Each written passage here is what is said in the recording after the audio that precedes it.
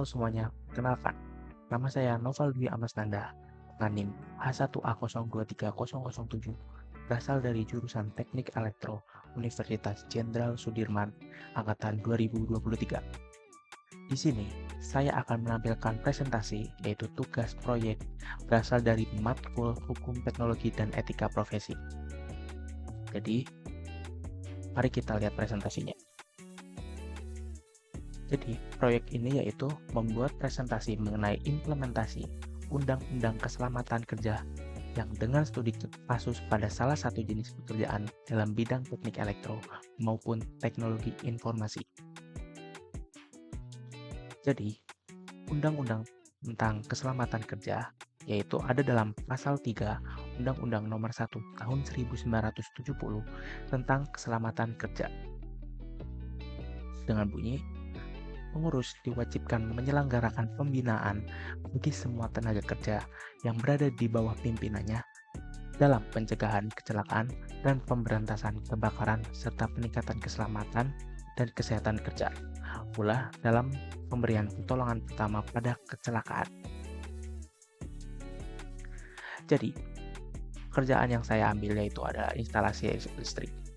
Instalasi listrik ini umum sekali karena kerjaan instalasi listrik itu ada banyak, seperti PLN, BUMN, dan ada yang di IKN juga yang menangani tentang sistem listrik, mengalirkan arus listrik dari bangunan satu ke bangunan lain. Jadi, yang pertama yaitu penggunaan perlengkapan pelindung. Teknisi harus menggunakan perlengkapan pelindung seperti helm, sarung tangan, isolasi, sepatu keselamatan, dan kacamata pelindung saat melakukan pekerjaan di area yang berpotensi terjadi kejutan listrik. Tentunya, listrik ini sangat bahaya sekali dengan daya yang sangat luar biasa tinggi sekali, dan itu kalau mengenai tubuh kita itu akan bisa menyebabkan kematian.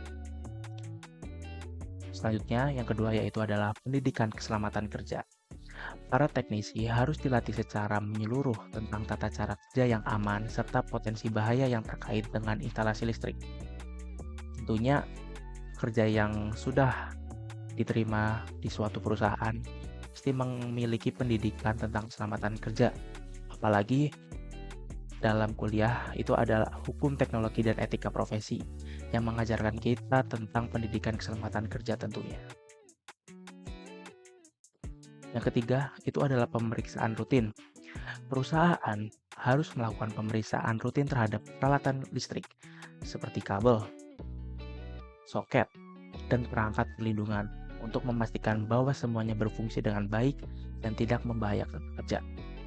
Tentunya, peralatan ini harus dikontrol setiap harinya, karena kalau peralatan itu mengalami kecacatan atau mengalami kerusakan ataupun mengalami korosi, itu akan membahayakan bagi pekerjanya, bisa menyebabkan kejadian fatal seperti kenanya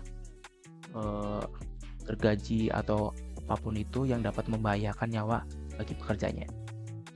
Yang keempat, itu adalah penyusunan prosedur darurat. Proses instalasi harus menyertakan penyusunan prosedur darurat dan evakuasi dalam kasus terjadinya kecelakaan listrik. Jadi, yang namanya musibah itu tidak direncanakan. Makanya daripada itu, suatu perusahaan membuat jalur evakuasi yang dimana itu hanya untuk keadaan darurat saja. Jadi tidak boleh ada yang menggunakan lift dan tidak boleh ada yang berkeluaran dengan sendirinya. Itu dapat bisa membahayakan dirinya sendiri dan orang lain. Yang kedua, itu ada pekerjaan jaringan komputer. Jaringan komputer itu sangat banyak, seperti software engineer, terus juga ada yang tentang kabel dan kabelan itu ada juga. Nah, itu juga ada satu, yaitu penanganan kabel. Pemasangan kabel harus dilakukan dengan hati-hati untuk menghindari kabel tersangkut atau terjepit yang dapat menyebabkan kecelakaan. Seperti pada gambar berikut, yang kabelnya sangat amburadul dengan bahasa sininya, itu sangat membahayakan, apalagi ketika orang awam itu tidak melihat dengan adanya kabel tersebut, malah orang lain tersebut kena dengan kabel yang lagi berantakan tersebut, malah terkena aliran arus listrik yang dapat membahayakan orang lain. Yang kedua adalah pencegahan kebakaran.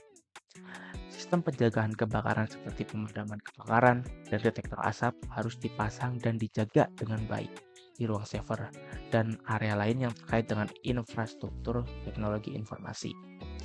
Jadi ini adalah langkah-langkah yang dimana saat terjadinya kebakaran kita harus melakukan apa aja. Yaitu yang pertama jangan panik, yang kedua jangan gunakan lift, dan yang ketiga ada matikan peralatan listrik, 4 jangan terjebak di keramaian, dan 5 harus merangkak. Dan selanjutnya itu adalah penyediaan ruang kerja yang aman. Ruang server harus dirancang dengan baik untuk memastikan ventilasi yang memadai dan pengaturan suhu yang sesuai guna mencegah kelebihan panas yang dapat membahayakan peralatan dan pekerja. Tentunya bagi para software engineer itu harus mengumpulkan mood dengan baik, mengumpulkan hati suasana yang bahagia, dan lain-lain untuk mengerjakan suatu pekerjaan itu supaya akan menjadikan hasil yang lebih baik lagi. Seperti itu. Yang keempat itu adalah pelatihan keselamatan cyber. Para teknisi juga harus dilatih untuk mengenali potensi ancaman keamanan cyber dan cara mengatasinya untuk melindungi sistem dan data. Tentunya dengan zaman modern ini data-data kita itu gampang sekali dibobol dengan orang lain. Makanya daripada itu kita harus melakukan pelatihan keselamatan cyber ini supaya data-data kita itu dapat dilindungi secara maksimal dan tidak bocor ke orang lain.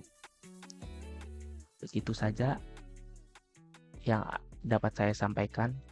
Kurang lebihnya mohon maaf dari saya. Assalamualaikum warahmatullahi wabarakatuh.